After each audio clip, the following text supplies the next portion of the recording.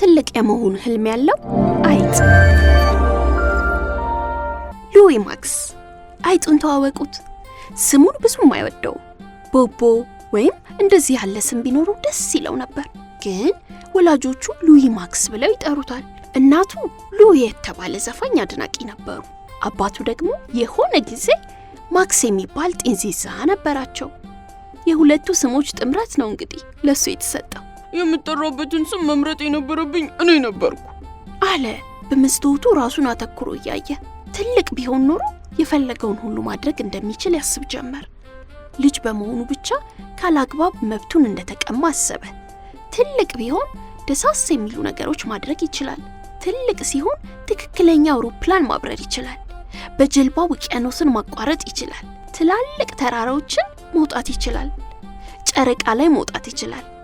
በዓለም ትልቅ የሆነውን አይስክሬም መግዛት ይችላል። የፈለገውን የቤት እንስሳ ቤቱ ማኖር ይችላል። ጉሬላም ቢሆን የትምህርት ቤት አውቶቡስ መንዳት ይችላል። ከጓደኞቹ ጋር ሽርሽር ሁሌም መሄድ ይችላል። እንዲህ እያሰበ ድንገት የቤታቸው በር ተንኳኳ። አያቱ ናቸው። አያቴ ከእኔ ጋር አሳ ለማጥመድ ትሄዳለህ? ብለው አያቱ ጠየቁት። የሆነ ነገር መያዝ ከተቻለ አሳ ማጥመድ ደስ ይላል። አያቱ በቶሎ ትልቅ አሳ ጠመዱ። ምክንያቱም እሳቸው ትልቅ ስለሆኑ ነው። ሉዊ ማክስ ሲሞክር አልቻለበትምና አዘነ። አያቱ ገና ልጅ ስለሆነ እንጂ እያደገ ሲመጣ ጎበዝ አሳ አጥማጅ እንደሚሆን ነገሩት። ይህ ያንተ አሳ ነው። እኔ ማጥመዴን ማንም ስላላየ የራስህ አድርገህ ማዞራት ትችላለህ አሉ ሳቅ እያሉ። ሉዊ ማክስ ግን በሆነው ምንም ደስ ሊሰኝ አልቻለም። ገና ልጅ ነኝ፣ በረሮ እንኳን መያዝ አልችልም። እንዴት ነው ትልቅ መሆን የምችለው? አለ። አይ ትንሽ ሉዊ ማክስ፣ በቅርቡ ትልቅ ትሆናለህ እኮ። አሁን ልጅ በመሆን ደስ ሊልህ ይገባል። ልጅነት ተመልሶ አይመጣም። አንዴ ትልቅ ከሆንክ ተመልሶ ልጅ መሆን አይቻልም አሉት አያቱ ሊያጽናኑት እየሞከሩ። አያቴ ልጅ ሆነ ታውቃለህ እንዴ? ታዲያ ጊዜው ሩቅ ነው እንጂ እንዳንተ ልጅ ነበርኩ። ሁሉም እኮ በጊዜው ልጅ ነበር አሉት። አንዳንዴ ወደ ልጅነቴ መመለስ እመኛለሁ። ልጅነቴ ውስጥ ደሳስ የሚሉ ጨዋታዎችና ትዝታዎች አሉኝ። ልጅነት ጣፋጭ የህይወት ጊዜ ነው አሉት። ያን ምሽት ሉዊ ማክስ አልጋ ላይ ሆኖ አያቱ የነገሩትን እያሰበ ነበር። ቢሆንም አሁኑኑ ትልቅ መሆን እንደተመኘ እንቅልፍ ይዞት ጥርግ አለ። በጧት ሲነቃ ከሌላው ቀን የተለየ ነገር ተመለከተ። እግሩ ከአልጋው አልፎ አየው። ምንድነው ይሄ? አለ ግራ በመጋባት። እጆቹ ትላልቅ ሆነዋል። ሙሉ ሰውነቱ ሁሉ ትልቅ ሆኖ ነበር። ሉዊ ማክስ ትልቅ ሆኗል። አደግ ትልቅ ሆን ታድዬ እያለ ወደ ወላጆቹ መኝታ ክፍል ሮጠ። እማ፣ አባ ተመልከቱኝ፣ ትልቅ ሆንኩ፣ እዩኝ እያለ አልጋው ላይ ወጣ። እናቱና አባቱ በመገረም ተመለከቱት። አየንህ፣ አዎ በቶሎ ትልቅ ሆነሃል አሉት። እነሱ ትልቅ መሆኑን ካመኑ የእውነትም ትልቅ ይሆናል ማለት ነው። ቤቱን ለሱ ሰጥተው ሽርሽር ወደ ሌላ አህጉር ሄዱ። ቤቱን በደንብ እንዲጠብቅና አበባዎቹን ውሃ እንዲያጠጣ አደራሉት። ሉዊ ማክስ በጣም ደስ አለው። ቤቱ ውስጥ ብቻውን ሊሰነበት ነው። ለዚያው ትልቅ ሆኖ ወላጆቹን ዕቃ ሻንጣ ውስጥ ሲከቱ አገዛቸው። በሩን ከፍቶ በደስታ እንደተሞላ መልካም ጊዜ እያለ ሸኛቸው። አሁን ሉዊ ማክስ ትልቅ ስለሆነ ቤቱን በአደራ እንዲጠብቅ ተሰጥቶታል። ብቻውን ነው። ምኞቱ ይሄ አይደል? ሁሉንም ነገር ማድረግ ይችላል። መጀመሪያ ቁርሴን ልብላ አለ።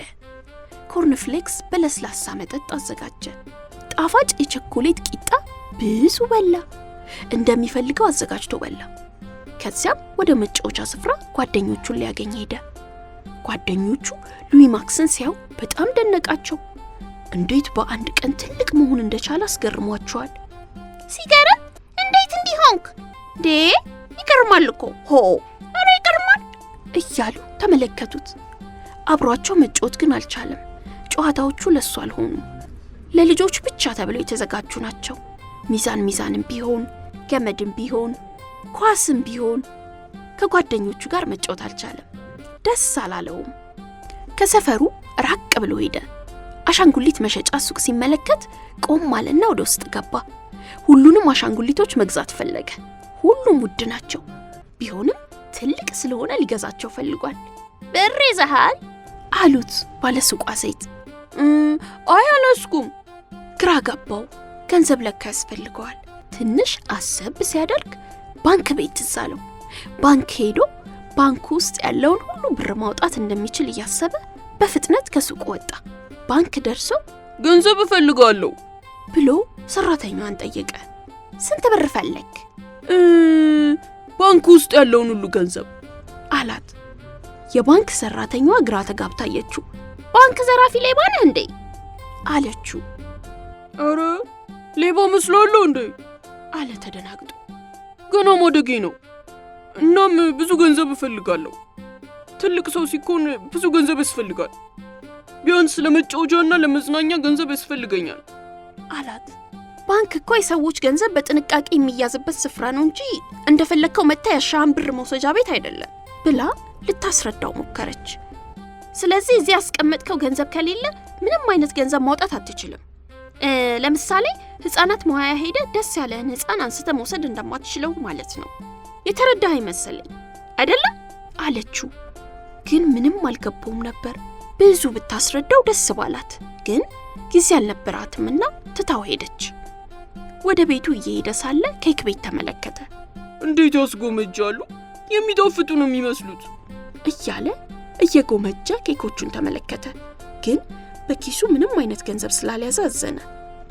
ቤቱ የሚያጠራቅሙ ገንዘብ እንዳለው ድንገት አስታውሶ ወደ ቤቱ በፍጥነት ሄደ። በአሳማ ቅርጽ የተሰራችውን ባንኩን ከፍቶ ውስጡ ያለውን ገንዘብ ሁሉ ዘረገፈው። ብዙ ሳንቲሞች ናቸው። በእነዚህ ሳንቲሞች ሲኒማ ቤት ሄዶ የትልቅ ሰው ፊልም ማየት ፈለገ፣ ለልጆች የተከለከለ ፊልም። ከዚያም ፈንዲሻ ገዝቶ ትላልቅ ሰዎች ፊልም ወደሚያዩበት ሲኒማ ቤት ገባ። መጀመሪያ በጣም ደስ ብሎት ነበር። በትላልቅ ሰዎች መሃል ተገኝቶ የትላልቆችን ፊልም ማየት አስደስቶታል። ቀስ በቀስ ግን የሚታየው ፊልም አስፈሪ ሆነበት። የሚያስፈሩ ነገሮች ያሉበት፣ የሚያስደነግጡ ነገሮች የተሞላ ፊልም ነበርና ሉዊ ማክስ በፍርሃት መንቀጥቀጥ ጀመረ። ፊልሙ እስኪያልቅ ድረስ አይኑን በእጆቹ እንደሸፈነ ነበር። ፊልሙ አልቆ ወደ ቤቱ ሲሄድ ውጪው በጣም መሽቶ ነበር። ሉዊ ማክስ በፍርሃት ተሞልቶ ወደ ቤቱ በፍጥነት ተጓዘ። በምሽት ከቤቱ ወጥቶ ስለማያውቅ ፈርቶ ነበር። ቤቱ ደርሶ ሲረጋጋ ቤትን የመሰለ ነገር የለም አለ። ግን አሁንም ፍርሃቱ አልለቀቀውም ነበር። ቤተሰቦቹ አጠገቡ ቢሆኑለት ደስ ይለው ነበር። በጣም ርቦት ፍሪጁን ሲከፍተው ምንም የሚበላ ነገር አጣ። ድንገት ግን የሚያስፈሩ ነገሮች ይታዩት ጀመር። የፍሪጁ መብራት ነገሮችን ትልልቅ ስላደረጋቸው በፊልሙ ውስጥ ያያቸው ነገሮች መሰሉት። በፍርሃት መንቀጥቀጥና ማልቀስ ጀመረ። የበር መከፈትና ሌሎች ድምጾችን ሲሰማ ተንቀጠቀጠ። ትንሽ እንደተረጋጋ ከቤታቸው ፊት ለፊት ባለው ቦታ ድንኳን ጥሎ ማደር ፈለገ። ልጅ ሆኖ ሳለ ብቻውን ተኝቶ አያውቅም፣ አይፈቀድለትም ነበር። ይኸው ዛሬ ትልቅ ሆኖ ከቤት ውጪ ድንኳን ውስጥ ብቻውን ሊያድር ነው። አሁንም አድጎ ድንኳኑን ካዘጋጀ በኋላ ፋኖሱን አበራ። የሚጠጣውን ሻይም ቀዳ። ትልቅ መሆን እንዴት ጥሩ ነገር ነው እያለ የቀዳውን ትኩስ ነገር መጠጣት ጀመረ። ብዙም ሳይቆይ የእንስሳት ድምጽ ይሰማው ጀመር። የሚጠጣውን ትቶ ጋደም አለ። ወፎች ይንጫጩ ጀመር። ተነስቶ ፋኖሱን አጥፍቶ መልሶ ተኛ። ግን ድምጾቹ ያስፈራሩት ነው። ይህ ድመት አይደለም፣ አንበሳ ነው፣ በቃ ሊበላይ ነው፣ ወይኔ እያለ ፈራ። ከድንኳኑ ወጥቶ ወደ ቤቱ በፍጥነት ሄደ። መኝታ ክፍሉ ገብቶ አልጋ ውስጥ ተወሸቀ። እንዳሰበው ትልቅ መሆን ቀላል ነገር እንዳልሆነ ተረዳ። ጠዋት እንደነቃ አስገራሚ ነገር ገጠመው። ወላጆቹ አልጋቸው ላይ ተኝተው አገኛቸው። በደስታ አልጋቸው ላይ ወጥቶ ቀሰቀሳቸው። መቼ መጣችሁ? ሽሩሽሩ አሪፍ ነበር እያለ ጠየቃቸው። እነሱ ግን ግራ በመጋባት እርስ በእርስ ሲተያዩ ጀመር። ልጃቸው ሉዊ ማክስ ምን እያላቸው ነው? ምን እያወራህ ነው? አሉት እናቱ። ሽርሽር ሄዳችሁ ነበር እኮ እኔም ትልቆኛለሁ። ምንም አታስታውሱ? አላቸው በጣም ገርሞት። ህልም መሆን አለበት። በህልም ሽርሽር ወስደህን ነው ልጄ። አንተን ትተን የትም አንሄድም አሉት አባቱ እየሳቁ። ልጅ በመሆንህ ደስ ሊልህ ይገባል። ልጅነት ደስታ ነው ልጄ። እስኪ በቃ ቦርቅ አሉት በፍቅር እያዩት። እሱም መሃላቸው ገብቶ መጫወት ጀመረ። አሁን ልጅ መሆን ምን ማለት እንደሆነ ገባው። አዎ ገብቶኛል። ትልቅ ሰው መሆን ምን ማለት እንደሆነ ማውቃለሁ። አንድ ቀን ትልቅ ሆናለሁ። አሁን ልጅ ነኝ። ልጅነቴ ልጅነቴ ማርና ወተቴ፣ ልጅነቴ ልጅነቴ ማርና ወተቴ እያለ ይዘምር ጀመር።